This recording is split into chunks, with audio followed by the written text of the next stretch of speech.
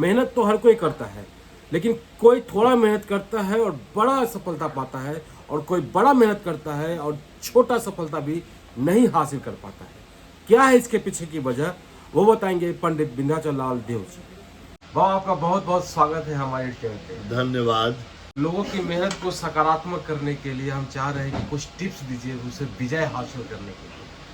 जीवन में विजय हासिल करना हो तो क्या करें? उसमें 3 बात को आप गांठ बांध लीजिए। एक तो दृढ़ इच्छा शक्ति, आपको करना है, आप संकल्प अपना बना लीजिए।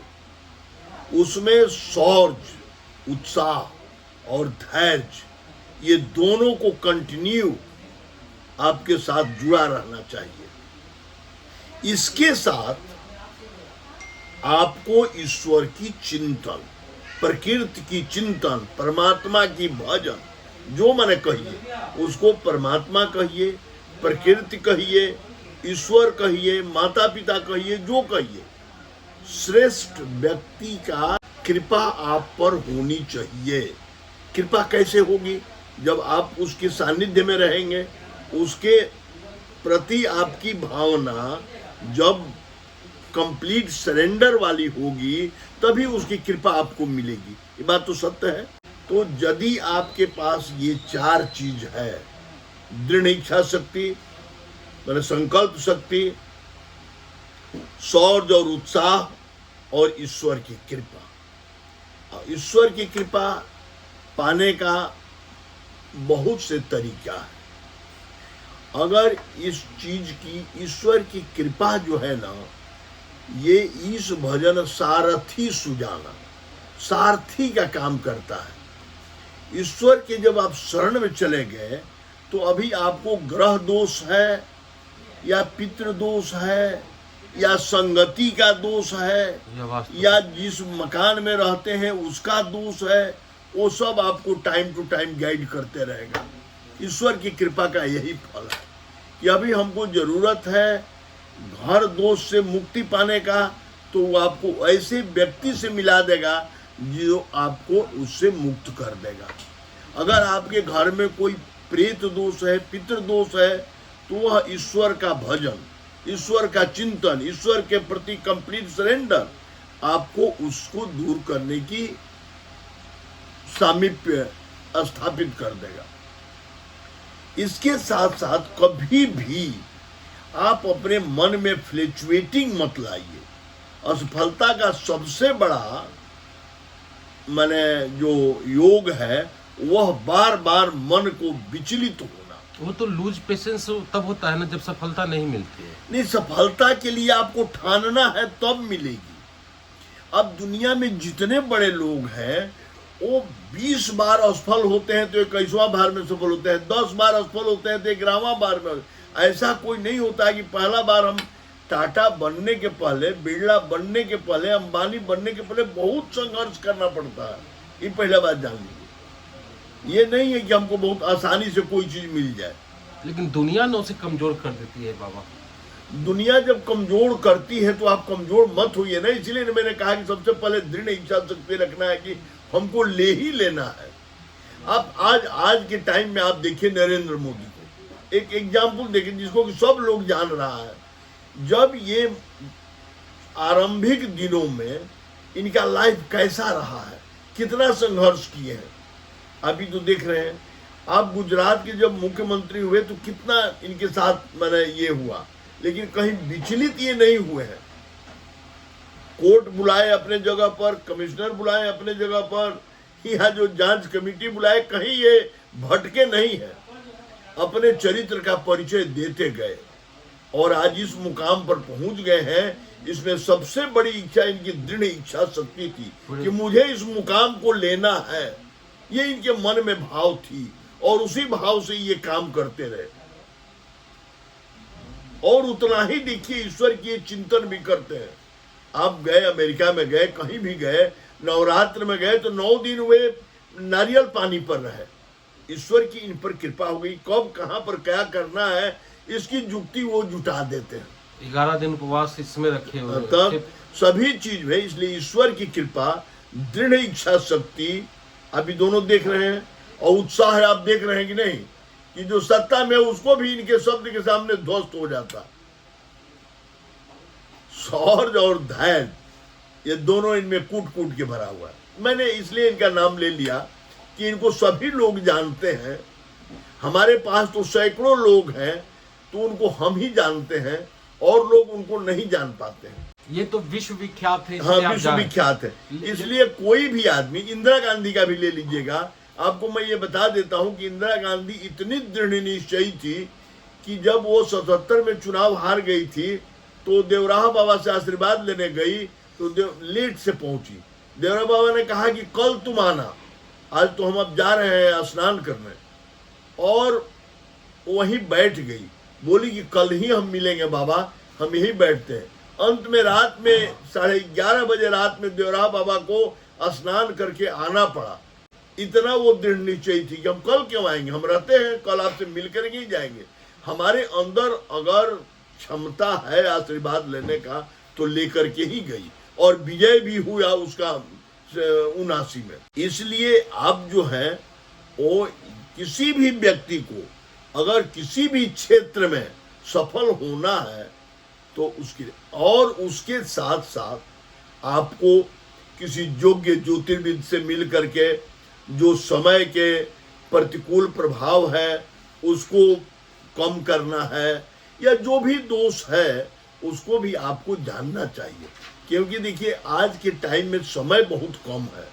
अब हम लोग हवाई जहाज से चले जाते हैं 2 घंटा में, और पहले लोग पैदले जाते थे, 6-6 महीना लगता था। तो समय के अनुसार आपको किसी ज्योतिर्विद से मिल करके और सही ज्ञान प्राप्त करके आपको उस दिशा में आगे बढ़ना है। अगर मान लिया कि ज्योतिर्विद से नहीं मिला, सही क्षेत्र का चयन नहीं किया, हाँ। जो उसका योग है, हाँ, तो क्या उसे भी दृढ़ इच्छा शक्ति से सफलता मिलेगी? मिलेगी, लेकिन टाइम टेकिंग होगा और संघर्ष करना पड़ेगा। संघर्ष करना पड़ेगा। हाँ, उसको संघर्ष करना पड़ेगा, बार बार किसी चीज को टेस्ट देना पड़ेगा। और ज्योतिर्विद से मिल लेता है तो उसको संघर्ष करने की कम जरूरत पड़ेगी। विजय होने के लिए मेहनत के अलावा, मेहनत तो कर है, दृढ़ इच्छा शक्ति है, आपने कहा ईश्वर की शरण में, मतलब जो सुपर पावर है उनकी शरण में, चाहे वो माता पिता हो, चाहे जो भी प्रकृति हो, जो भी हो। तो क्या उनको जागृत करने के लिए, विजय को, उनको खुश करने के लिए, विजय को प्राप्त करने के लिए क्या कोई मंत्र भी है जिसे पढ़ करके लोग उसे हासिल कर सकता है, मेहनत में उसको बूस्ट करने का काम करे? देखिए उसमें तो ये बात है, ये तो उस समय के अनुसार आपको किसी ज्योतिर्विद से मिलकर के ही उस मंत्र को जानना होगा। अभी आपको किस मंत्र, ऐसे लेटेस्ट हमारे गॉड जो है वो कृष्ण है। लेटेस्ट द्वापर के बाद ये कलयुग आया है, तो लेटेस्ट हमारे जो है उसमें आप गीता रोज पढ़ सकते हैं, है ना, या गीता के कुछ खास मंत्र है, जत्र जोगेश्वर कृष्ण जत्र पार्थो धनुर्धर तत्र श्री विजयोर भूतिर ध्रुवा नितिन मतिर मम, इसको 108 बार रोज पढ़िए। बहुत सारे मंत्र हैं आप उसको, लेकिन तब जो लेटेस्ट जो गॉड है उनका प्रभाव ज्यादा रहता है। कृष्ण के प्रभाव जो है वो अभी ज्यादा रहेगा। अच्छा, बाकी बजरंगबली सब, ये सभी देवता तो ही है भाई, कोई न कोई रूप में वो तो शक्तिशाली है। अब लेकिन अब उनको प्रसन्न करने का, अब मान लीजिए कि हम हनुमान जी की पूजा करते हैं, देखिए जैसे देवता होता है वैसे आपको अपना चरित्र बनाना होगा, और उसकी कमजोरी को आपको समझना होगा कि उसकी कमजोरी क्या है। अब हनुमान जी हैं, हनुमान जी कैसे व्यक्ति थे, भगवान राम को कौन सा पसंद है, हनुमाने क्यों पसंद थे, क्योंकि हनुमान जो है आजीवन ब्रह्मचर्य रहे, हनुमान में सेवा भावना थी। तो आप जो जिस व्यक्ति में सेवा भावना रहेगी, जिसमें घमंड नहीं रहेगा, जिसमें अहंकार नहीं रहेगा, जो चरित्रवान होगा, वो हनुमान जी का पूजा करेगा, हनुमान जी तुरंत प्रसन्न हो जाएंगे, हनुमान की कृपा तुरंत उस पर बरसने लगेगी। उनका कमजोरी है, मतलब उनका जो उनकी जो कमजोरी है, हैबिट, हाँ, जो उनको अच्छा लगता है, अच्छा लगता है वो आप करिए। देखिए आपके प्रति कितना वो कितना आपसे प्रसन्न होते हैं और कितना आपको ब्लेसिंग देते हैं, आप उस ब्लेसिंग को बटोर नहीं सकते। रत्नों की क्या भूमिका है विजय प्राप्त करने के लिए? रत्नों की तो अथाह भूमिका है। ये पूरे नेचर को रत्न जो है, रत्न के द्वारा नेचर में जो कमी आपके साथ हो रहा है उसको वो फुलफिल कर देता है। रुद्राक्ष की क्या भूमिका और कितने मुख्य रुद्राक्ष को रुद्राक्ष की भी बहुत भूमिका है। ये तो साक्षात शिव के रुद्र अक्ष, शिव के आंख से, माने उनके आंसू से ये रुद्राक्ष की उत्पत्ति हुई है, समझ कि नहीं। शिव के दोनों आंख से दो चीज निकला, एक सुलोचना निकली और एक रुद्राक्ष, और दोनों का अपना अपना महान, जिसके संपर्क में रहा। सुलोचना मेघनाथ के साथ रही, मेघनाथ जैसा प्रतापी वीर बहुत कम लोग होगा, उतना पितृभक्त अपार था, और रुद्राक्ष भी उसी तरह से प्रभावशाली है। तो कितना मुख्य रुद्राक्ष विजय प्राप्त करने के लिए बेस्ट रहता है? विजय प्राप्त करने के लिए ऐसे देखिए तो सबसे ज्यादा उसमें 14 मुखी, 9 मुखी और 11 मुखी को प्रयोग में ले आना चाहिए। 14, 9, 11 तीनों एक साथ या तीनों एक साथ? तीनों एक साथ। हाँ। 14, 9, 11 मतलब कोई फील्ड हो, कोई भी फील्ड हो, उसमें विजय प्राप्त होगा, निश्चित होगा। चाहे कुंडली में कोई भी योग हो, कोई योग हो से कोई मतलब नहीं। 14, 9, 11 अगर कुंडली आपके मन को बहकाता है, कहते थे बहुत बड़े एस्ट्रोलॉजर थे कि प्लैनेट्स इंपेल डू नॉट कंपेल, ये बात को आप याद रखिए। आपको दृढ़ निश्चय अपने अंदर ले आना है कि हमको ये चीज करना है, और दुनिया के ताना को एकदम नहीं, वो तो कोई ताना कोई तब तक देता, फिर वही आदमी आपकी प्रशंसा करने लगेगा, ये कोई बात नहीं। चलिए, और आज ने आपने बहुत महत्वपूर्ण बातें बताई हैं और लोग इसका लाभ उठाएंगे। जो धीरज खो बैठे हैं उनको ये एनर्जी देने का काम करेगा। आपने हमें समय दिया, उसके लिए आपका बहुत बहुत आभार, बहुत बहुत धन्यवाद। ये वीडियो जीवन में सफलता दिलाने के लिए काफ़ी है, मुझे लगता है। इसमें कई चीज़ों को हमने टच करने की कोशिश की है और उम्मीद है कि आपको ये वीडियो अच्छा लगा होगा। अच्छा लगा हो तो लाइक कीजिए, शेयर कीजिए, सब्सक्राइब कीजिए हमारे चैनल को। हम फिर मिलेंगे किसी और अपने के साथ। इन का नमस्कार। जय भारत, जय बिहार, जय हिंद।